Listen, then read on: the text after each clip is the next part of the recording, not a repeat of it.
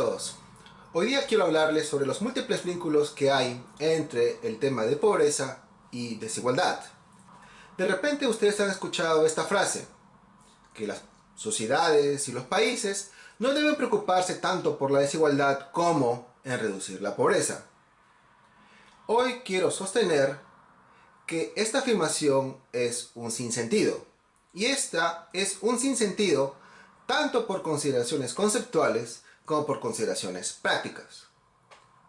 Para comenzar, no podemos hablar de pobreza sin entrar a discutir debates sobre igualdad y desigualdad.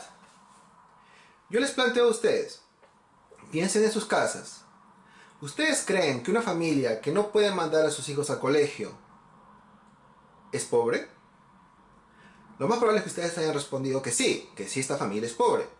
Pero piensen ustedes, esta familia es pobre porque consideramos que todas las familias de un país, de una sociedad, por igual, deben estar en la capacidad de brindarles una educación a sus hijos.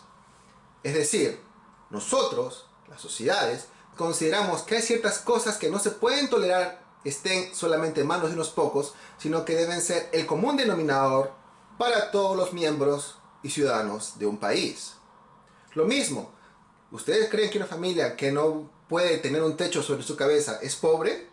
Si consideran que es pobre es porque tiene ese criterio de igualdad, que todas las personas, al igual que ustedes, deben poder tener un techo bajo el cual poder dormir. Un segundo punto a tener en consideración es que en muchas ocasiones se ha mostrado históricamente que la pobreza puede ser el resultado de los mismos procesos económicos, sociales y políticos que conllevan a un sistema desigual. Recuerden ustedes todas estas experiencias de los países que hayan tenido un sistema feudal, un sistema colonial, en el cual habían terratenientes o aristócratas que tenían propiedad sobre la tierra y tenían el derecho a hacer lo que les daba en gana con las personas que habitaban estos pedazos de tierra, a los cuales explotaban, los trataban como esclavos, como siervos, y que tenían que vivir ahí brindando parte de su producción a los señores feudales, a los terratenientes, etc. Este sistema era altamente desigual. Unas cuantas pocas familias tenían la propiedad de la tierra y explotaban a medio mundo. Estas grandes mayorías eran pobres, pero eran pobres como resultado de este sistema colonial, de este sistema feudal. Es decir, la desigualdad que existía en estas sociedades era el resultado de lo mismo que conllevaba a estas grandes mayorías a ser pobres. De la misma manera, recuerden ustedes todo el proceso de industrialización que ha habido históricamente en nuestros países. Este proceso de industrialización muchas veces fue poco regulado. Habían pocos derechos laborales, no había beneficios sociales, no había estado del bienestar, etc. Esto quería decir que las personas que podían invertir en industrias podían explotar como les daba la gana a las grandes mayorías que emigraban del campo a la ciudad para trabajar como obreros. Entonces, estos obreros explotados en muchas ocasiones no podían satisfacer sus necesidades básicas, es decir, eran pobres. Pero eran pobres como resultado de este sistema de producción poco regulado que conllevaba a que unos cuantos pocos pudiesen explotar al resto y por lo mismo daba como resultado mucha desigualdad y grandes masas de la población en condiciones de pobreza.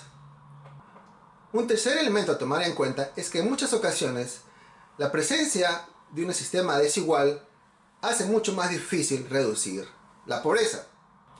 Imaginen ustedes un país en el cual unas 20, 30, 40 familias son las que dominan el acceso a la tierra, al capital financiero, a la educación, a la tecnología, etc.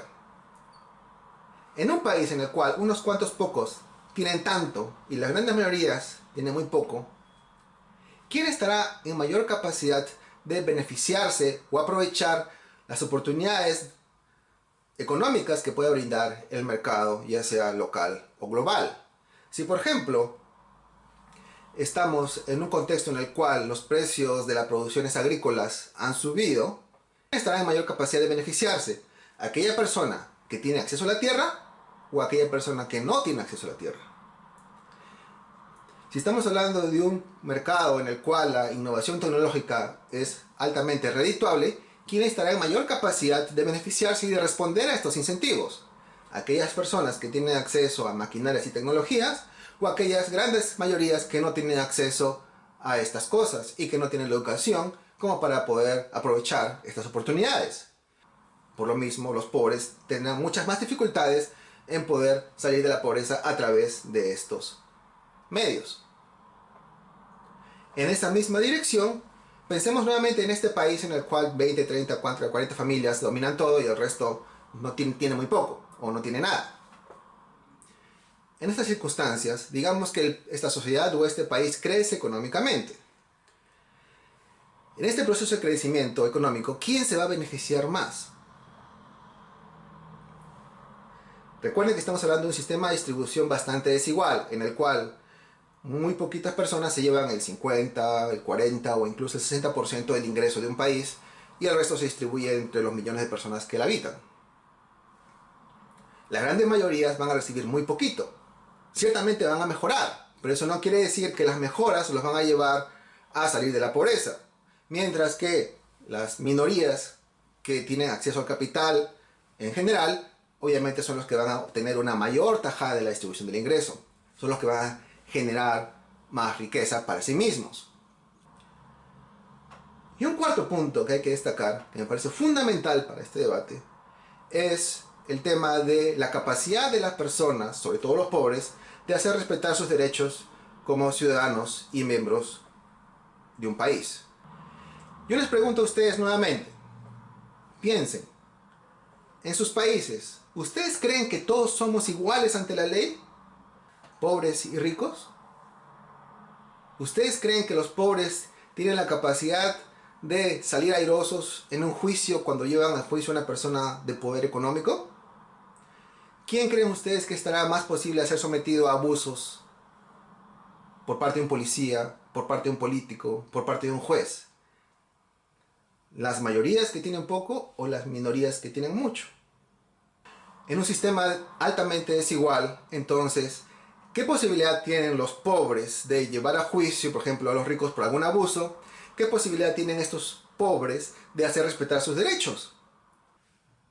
En esa misma dirección, ¿quiénes tienen mayor capacidad de influir en las leyes y las políticas que toma un gobierno?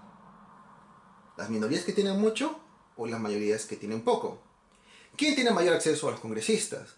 ¿Quién tiene mejor acceso a los ministros? ¿Quién tiene capacidad de encontrarse a tomar el café con el presidente? ¿Las minorías que dominan un país o las mayorías que son pobres? En un sistema altamente desigual, es altamente probable que la capacidad de negociación de las grandes mayorías pobres en generar políticas públicas que las favorezcan es muy limitada, por obvias razones. En ese sentido, recordemos muchas veces lo que pasa en nuestra realidad. ¿Quién tiene mayor capacidad de influir cuánto y cómo se deben pagar impuestos? ¿Quién tiene mayor capacidad de influir qué tipo de derechos laborales se pueden respetar o se pueden eliminar? ¿Quién tiene mayor capacidad de definir qué incentivos económicos deben beneficiar a tal o cual industria nacional? En resumen, un sistema altamente desigual y constantemente desigual en el tiempo probablemente conlleven a desigualdad ante la ley, aun cuando estemos en una república o una democracia. Entonces, recapitulando, ¿por qué no podemos entender pobreza sin desigualdad? Porque la pobreza puede ser resultado de los mismos procesos que llevan a una desigualdad elevada en un país, porque la desigualdad puede afectar la capacidad de un país de luchar contra la pobreza y porque últimamente la capacidad de los pobres de ejercer sus derechos está limitada cuando existe un sistema altamente desigual, resulta obvio que no podemos decir que solamente nos enfoquemos en la pobreza, pero no en la desigualdad. Es un sinsentido, como os dije al comienzo de este video. Ahora, hay dos precisiones que quiero hacer. En primer lugar, yo no digo que todos nuestros países sean así, que haya 20 o 30 familias que dominen una sociedad. Lo que yo digo es que si pensamos en estos ejemplos, resulta obvio que no podemos sostener una afirmación tan tajante de asumir que la desigualdad es completamente independiente de la pobreza. Y un segundo punto que quiero resaltar es que yo no estoy afirmando acá que debemos eliminar desigualdad completamente de una sociedad. Es muy fácil hablar mal de los ricos o caricaturizar lo que hacen los ricos. Pero aquellas personas que como yo hemos trabajado en comunidades pobres y hemos visitado y estudiado a comunidades pobres, sabemos que muchas veces las relaciones de explotación, abuso y de dominio político que estoy mencionando en este video ocurren entre los menos pobres y los más pobres. La desigualdad es permanentemente observada en diversas partes de nuestra sociedad, en diversos niveles socioeconómicos. Pero lo importante es que a final de cuentas, una sociedad que quiere reducir la pobreza debe discutir cuáles son los niveles de desigualdad que considera tolerables o aceptables. Tal vez no podemos o no querramos o no debamos deshacernos de la desigualdad completamente, pero eso no quiere decir que debemos olvidarnos del tema. Si queremos hablar de pobreza, hablemos de desigualdad. ¿Qué tanta desigualdad quieran aceptar los miembros de una sociedad? No lo sé, y yo no estoy acá en posición de decirles cuál es lo más adecuado. Pero lo cierto es que no nos hagamos los locos y olvidémonos del tema.